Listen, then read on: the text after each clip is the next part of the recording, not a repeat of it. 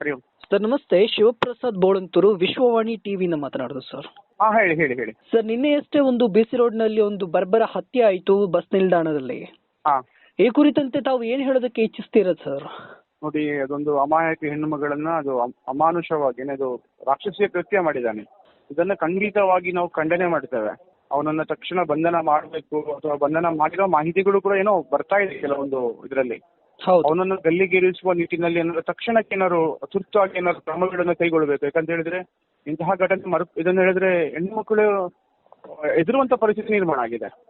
ಏನು ಏಕಮುಖವಾದ ಪ್ರೀತಿ ಮಾಡ್ತಾ ಇದ್ದ, ಅವಳು ಒಪ್ತಾ ಇಲ್ಲ ಅಂತ ಆದಾಗ ಅವ್ರನ್ನ ಆ ರೀತಿ ಏನಾದ್ರು ಕಡು ರಸ್ತೆಯಲ್ಲಿ ಆ ಹೆಣ್ಣು ಮಗಳನ್ನ ಕೊಲ್ಲುವಂತದ್ದು ನೋಡಿ ಇದೆ. ಅದೊಂದು ಏನದು ಭಯದ ವಾತಾವರಣ ನಿರ್ಮಾಣ ಆಗಿದೆ ಕರಾವಳಿಯಾದ್ಯಂತ.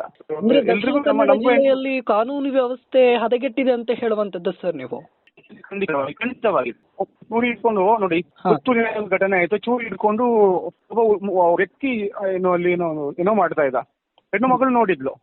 ತಕ್ಷಣವಾಗಿ ಅವಳು ಕಂಪ್ಲೇಂಟ್ ಕೊಟ್ಟ ನಿಟ್ಟಿನಲ್ಲಿ ಆ ಚೂರಿ ಹಿಡಿದ ಯುವಕರಿಗೆ ಕ್ಲೀನ್ ಚಿಟ್ ಕೊಟ್ಟು ಚಿಕ್ಕ ಕೇಸನ್ನು ಹಾಕಿ, ಇವಳಿಗೆ ಕೇಸ್ ಕೊಟ್ಟಂತ ಸಂತ್ರಸ್ತೆಯ ಮೇಲೆ, ಅವರ ತಂದೆಯ ಮೇಲೆ, ಚಿಕ್ಕಪ್ಪನ ಮೇಲೆ ನಾನ್ ವೇಲೇಬಲ್ ಕೇಸ್ ಹಾಕಿದ್ದಾರೆ. ಹಾಗಾದ್ರೆ ಏನ್ ಸರ್ಕಾರ ಏನ್ ಮಾಡ್ಲಿಕ್ಕೆ ಹೊಟ್ಟಿದೆ ಅನ್ನೋದಕ್ಕಂಥದ್ದು ಕೂಡ ನಮ್ಗೆ ಅರ್ಥ ಆಗ್ತಾ ಇಲ್ಲ. ಕಾಂಗ್ರೆಸ್ ಸರ್ಕಾರ ಯಾವ ನಿಟ್ಟಿನಲ್ಲಿ ಕೆಲಸ ಮಾಡ್ತಾ ಇದೆ, ಅಥವಾ ಆರೋಪಿಗಳನ್ನು ರಕ್ಷಿಸುವಲ್ಲಿ ಕೆಲಸ ಮಾಡ್ತಾ ಇದೆಯಾ? ಹಾಗಾಗಿ ಈ ಪ್ರಕರಣವನ್ನ ಗಂಭೀರವಾಗಿ ಪರಿಗಣಿಸಲೇಬೇಕು. ಅದನ್ನ ಗಲ್ಲಿಗೇರಿಸುವ ನಿಟ್ಟಿನಲ್ಲಿ ಸಾಕಷ್ಟು ಸಾಕ್ಷಿಗಳಿವೆ. ಅಲ್ಲಿ ವಿಡಿಯೋಗಳಿರ್ಬೋದು, ಸಾಕಷ್ಟು ಸಾಕ್ಷಿಗಳು ದೊರಕಿದೆ. ಹಾಗಾಗಿ ತ್ವರಿತ ನ್ಯಾಯಾಲಯದಲ್ಲಿ ಯಾವ ರೀತಿ ಈ ರೀತಿ ಪ್ರಕರಣವನ್ನ ಅಥವಾ ತಕ್ಷಣ ಗಲ್ಲು ಶಿಕ್ಷೆ ಆಗುವ ನಿಟ್ಟಿನಲ್ಲಿ ಮಾಡಬೇಕು ಅಂತ ನಾವು ಆಗ್ರಹವನ್ನ ಮಾಡ್ತಾ ಇದ್ದೇವೆ. ರಾಜಕೀಯದ ಬಿಜೆಪಿ ಕಾಂಗ್ರೆಸ್ ಅವರು ಅದು ರಾಜಕೀಯ ಸೆಕೆಂಡ್ರಿ. ಅದು ರಾಜಕೀಯ ನೋಡಿ, ನಮಗೂ ಕೂಡ ಮನೆಯಲ್ಲಿ ಹೆಣ್ಣು ಮಕ್ಕಳಿದ್ದಾರೆ.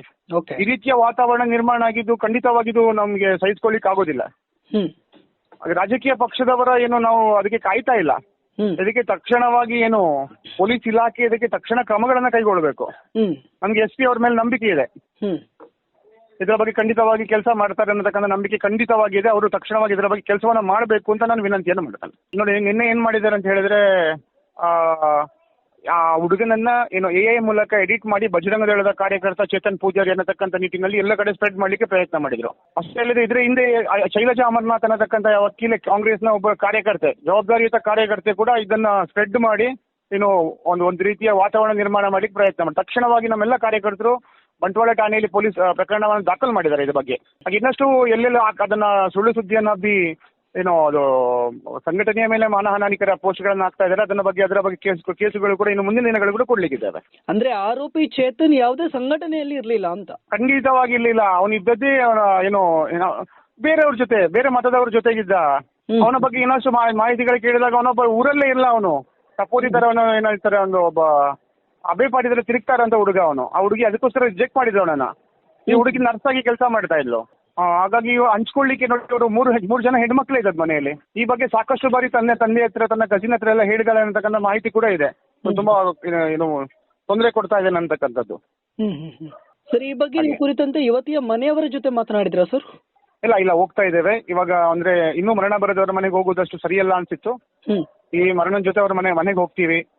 ಅವ್ರಿಗೆ ಸಾಂತ್ವನ ಕೂಡ ಹೇಳಲಿಕ್ಕೆ ನಮ್ಮ ಸಂಘಟನೆ ಹಿರಿಯರು ಕೂಡ ಮನೆಗೆ ಹೋಗ್ತಾರೆ, ಸಾಂತ್ವನ ಕೂಡ ಹೇಳ್ತಾರೆ. ಮುಂದಿನ ನಡೆಯ ಬಗ್ಗೆ ನಾವು ನಿಮಗೆ ಖಂಡಿತವಾಗಿ ತಿಳಿಸ್ತೇವೆ. ಹಿಂದೂ ಸಮಾಜ ಮುಂದೆ ಅವರ ಜೊತೆ ಯಾವ ರೀತಿ ಕೈ ಜೋಡಿಸುತ್ತೆ ಸರ್ ಈ ಕುರಿತಂತೆ?